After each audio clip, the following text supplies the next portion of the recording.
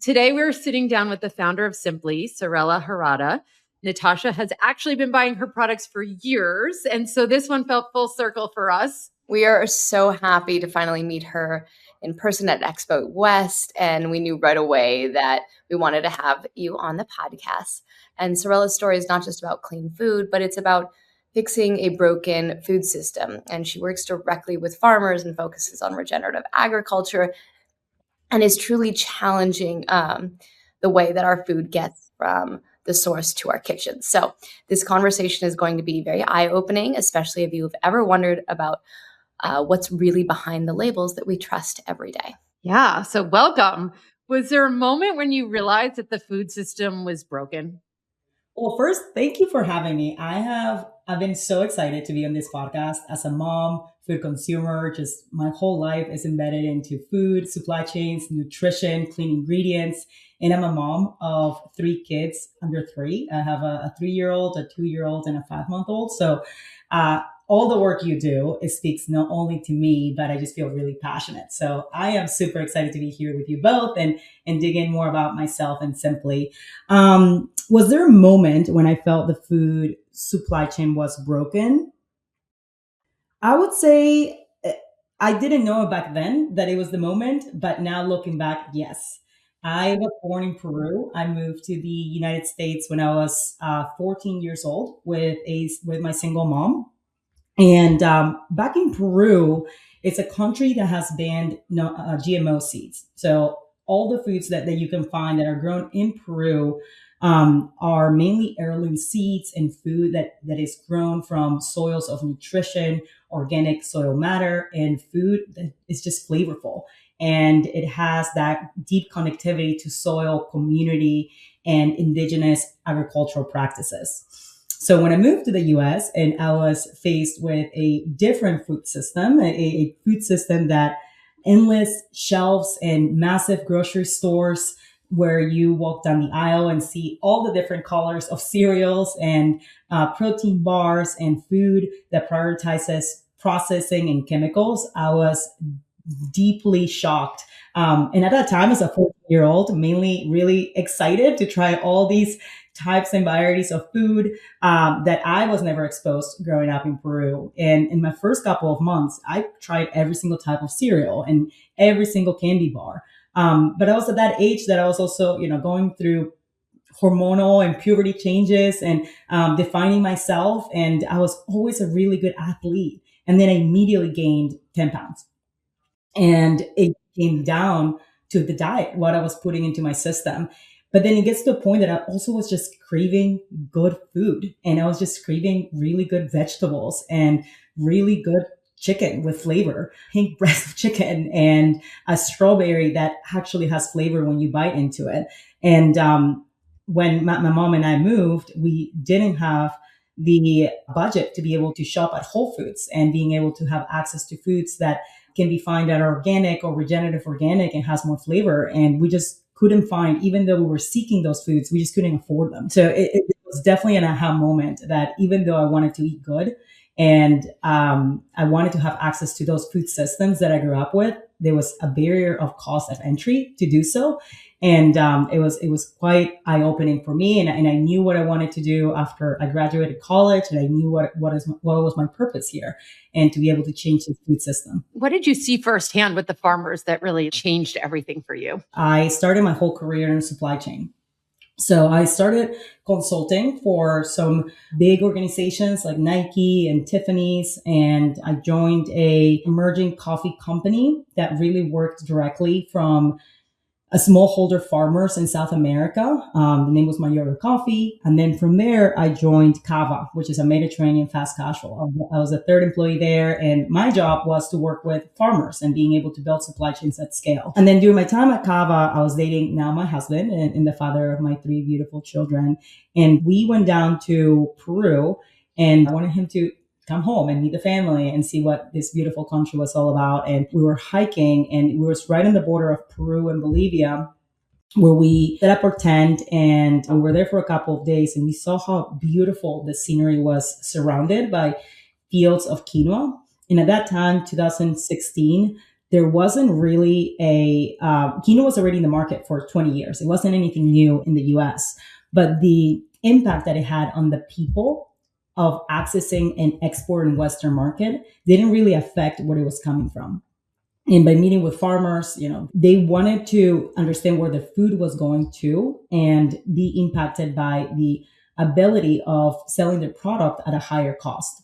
And then in the US, consumers also wanted to know where food came from and the difference between a quinoa that is grown in Peru with regenerative organic practices versus a quinoa that is grown maybe more on the coast side of Peru, where it's filled with pesticides, or in other countries that doesn't have the altitude that provides the nutrient density. The reason why we fell in love with quinoa is because it's a gluten-free, plant-based, full protein, full of amino acids, full of fiber, and a powerhouse of food. And if it's not grown the right way, it's not going to have the nutrient density. So we found out that the farmers not only been holding this ancestral knowledge of farming, but how do we communicate that story in the nutrient and macro story to the consumers? So how do you explain regenerative farming? I know Natasha has done this explanation many times, but in a way that moms will really understand. Yes, regenerative organic is built on organic. So it's really focusing not only on what you harvest, but what do you leave behind? And what do you leave behind after a harvest is the soil, the people, the animals that make part of that ecosystem. If you have the soil that you leave behind, if you leave it at a healthy soil level, the next harvest that you're going to put in, you're going to seed, is going to be a harvest that is going to be rich on nutrients. Think about our diet, right? Like if we were all to just eat protein and that would be 100% of our diet, it wouldn't be a healthy diet. It has to be balanced. And for the soil, it's exactly the same thing. The soil has to be balanced on the amount of different minerals that you put in that are being abstracted from different crops that you put in that soil. So that's where crop rotation comes in and is really important.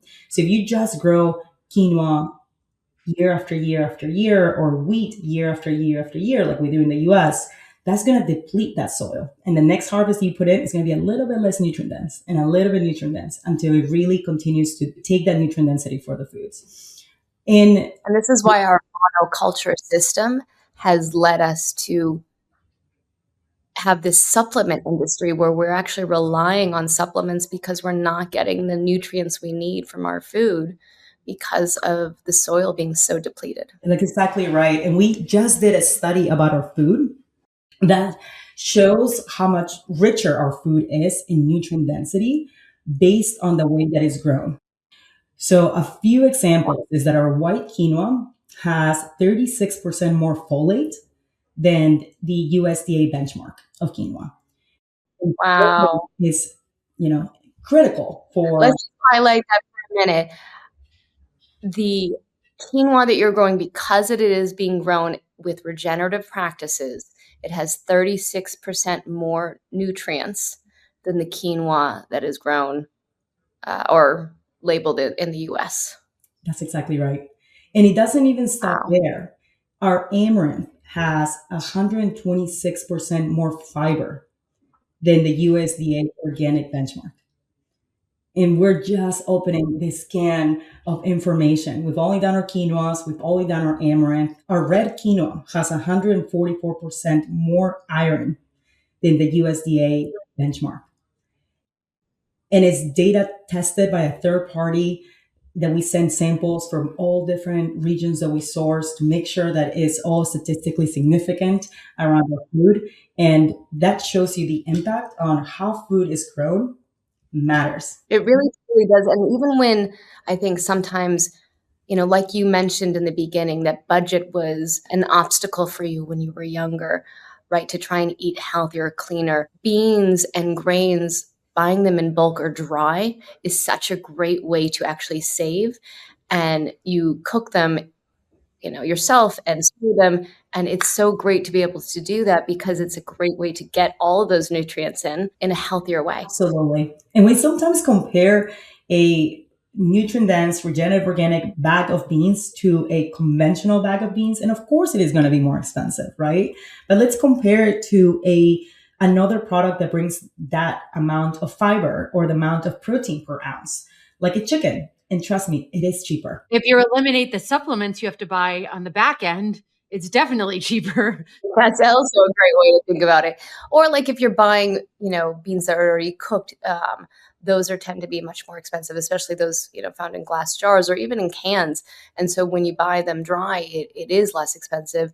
Yes, it's a little bit more than it's more than the conventional bean. But again, look at what you're getting. So is organic label not enough anymore? Just seeing the organic label? Well, I think organic is regenerative organic for Regenerative. it's built on organic. So it has to be organic. Organic does an incredible job of being able to segregate a conventional versus organic against those pesticides and the fertilizers and the chemicals that go into the inputs that go into agriculture. So if you're looking for a food that is going to be clean of chemicals, organic is absolutely, and also the reach and awareness that it has against conventional is incredible for the consumers to be able to choose right. But as we look into nutrient density, which is where we as a brand are really focused on, is if food is grown the right way, then it should be better for you, right? And so we're backing that up with data and studies and really being able to build on that and being able to tell that story to consumers so they understand what they're buying and the benefit that comes from that. I know Natasha's answer to this question, but for you, do you trust what's on the food labels today? Gosh, I live, breathe, eat everything in the food system. I spend hours in supermarkets. I read labels. I sit on a nonprofit of a standard committee. And I'm still confused on what's happening in the food industry. And there's a lot of noise and it's really hard. You're still confused and you are an entrepreneur. You know all of this. You've studied this and you're still confused about the food labels. I think highlights so much what's going on in our world and why so many parents are so confused. Yes. It's just very... And as moms, we don't have time. We want the best. We absolutely want the best for our kids, for ourselves. It's funny how I led with our kids and our families where we should be seeking the best for ourselves as well. The journey of prenatal care and postpartum is something that we don't talk about enough, and us feeding ourselves because there is so much that relies on us. But that's another conversation. But yeah, I agree. I think that the labels is so overwhelming when you go into a grocery store and there's so much to read. And I'm trying to solve that from the world of Simpli and a world of a thought leader in the food industry is how can we empower the education? How can we lead with a product attribute, perhaps nutrient density? And when the consumer knows what they're buying, then there's the education of certifications because it's such a big ask for those few seconds that you're walking down the supermarket to understand what it is. It means just really understand what you're buying, more focused on the macros, the nutrient density, the cleanliness of the ingredients, because it is a very, very dense world in terms of labels. And since I do live in this world, I do know that there's a gold standard of agriculture, and that is the regenerative organic certification. And that is built on organic and it's built on fair trade and it's built on the right practices. And it's also the fastest growing certification in the market and the most impactful once people understand it. So it is exciting to see that. So I would recommend to look for regenerative organic ingredients. Yeah. And as consumers, we have the power to make the demand for it even greater. So go to your grocery stores, go to the managers. I like to know all the managers at grocery stores because they really don't laugh at you. Yeah. When you request things and you see things being bought off of the shelves more quickly, or even things that aren't there, you can make requests and they listen. If you had to clean up one thing in your kitchen, what would it be? Probably the ketchup. Ketchup. Ooh. Yeah. What do you use? Just your regular traditional Heinz ketchup. Oh no. I know. I cringe saying that out loud, but I have, 3 kids and 2 of them love ketchup. And I didn't grow up on ketchup myself. It's not something that I did in Peru, but my husband did. And it just brings him a lot of childhood memories. He wanted to provide those childhood memories to our kids. So I would absolutely, and he's very there's an emotional connection to the brand and to that experience for him. But if it were up to me, I would absolutely, well, first, I don't think I would have introduced it to my kids. 80/20, 80/20. Yes, that's right. That's right. Natasha, what's the ketchup you like these days? It's good food for good. It's a sweetened ketchup, and Primal Kitchen also has a much better ketchup. I use the Primal Kitchen one. It's glass jar. It's better. No. They're both great. They're both great. Yeah. I have to try it. That's going to be our challenge when we leave you. That's right. What's the biggest lie consumers are being told about clean food? There's so many, so it's hard to choose that. But in my world, I think the word regenerative is really sexy and really exciting. And then you see the data that consumers are resonating, the consumers are choosing it over other claims. People are seeing the connectivity to nutrient density, to soil health, and the social impact and animal impact that it could have. However, there's other certifications that believe regenerative agriculture can be a system with chemicals. We don't believe that. We don't think there's anything about regenerative of using chemicals in agriculture. So it is a misleading term. And it's something that we're working really hard to be able to have a distinction for the consumer, so the consumer can choose as they please. All right, let's name one food you would always buy organic. Beans. I would highly recommend, it doesn't even have to be Simpli, just choose organic beans. Beans, there's two ways the beans can grow. They can grow on a vine, similar to grapes, or they can grow in a small bush. Usually lentils are grown that way. The closer they're to the ground, the more exposed they are to pests, similar to what we know about strawberries and other berries with a small bush. So they are, if they're not grown organic, they're going to be filled with pesticides, because it is really hard to get pests outside of small bushes. And lentils, and specifically in certain regions, not all regions, but certainly some regions, that could be exposed to high heat. So they can contain a lot of pesticide trace. What's one food you never worry about? It is hard not to worry about all foods, but I, during my time as a cava, I got to understand the chicken industry really well, and what makes really good chicken, and different types of growth of chickens. There's a lot of mislabeling also with ABF or all natural or pasture raised. That is a category that I would highly suggest people to just understand more the terms. Also, similarly with beef and the difference between grain finished and grain fed, or grass finished. There's nuances to it, and there's differences of how you want to, how much grain feed you want the animals to have for the meat that you're putting into your body. So some of them are regulated, some of them they're not. So I feel confident of the selections that I make on chicken and on beef. What is the biggest pantry mistake moms make? I think it's because of how busy we are as moms, that we choose convenience over just nutrient density or creativity of how to get. Or, I mean, my 3-year-old, she is, I have to try 40 times before she says yes to something. So it's a lot of patience that comes with that, and a lot of creativity of how do you feed the right food to your kids. And I think that sometimes cooking grains can be daunting, because you think that it could take a lot of time, or beans specifically, but it only really takes 15 minutes.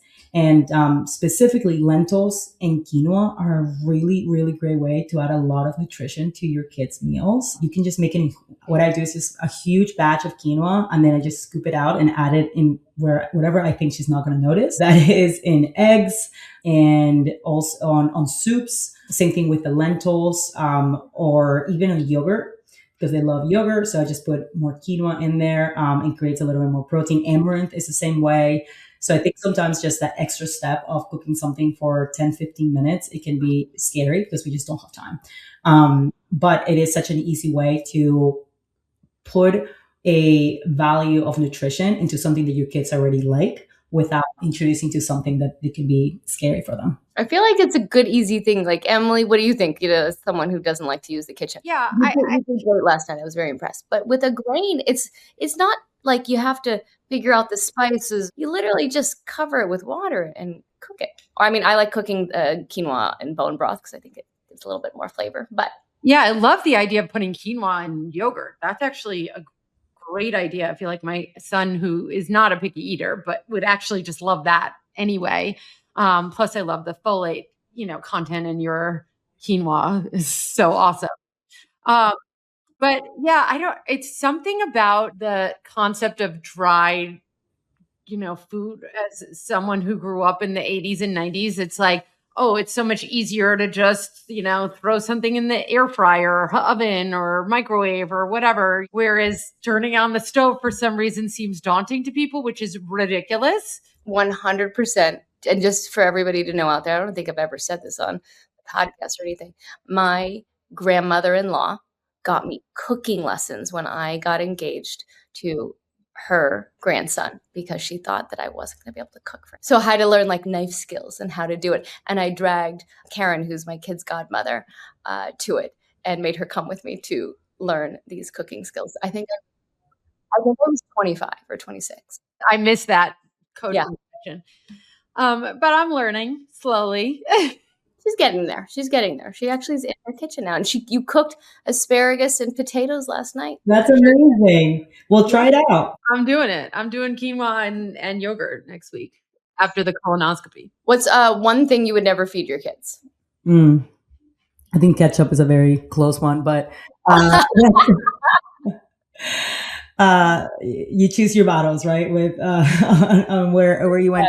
Why would I not feed them? I think that trying and having a diverse diet, like the way we grow food, is really important. So I wouldn't really limit something to my kids. I'm very open for them to try all different things and explore their palates, and even if it's grown the right way or if it's not grown the right way, because I want them to get to that conclusion themselves of really understanding that food that is grown the right way is flavorful.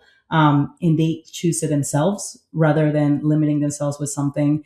And then, after they're not with us, that's what they choose because it wasn't an option that they didn't have. True. Natasha, you didn't get to say your thing that you didn't want to feed your child the last time we asked this question.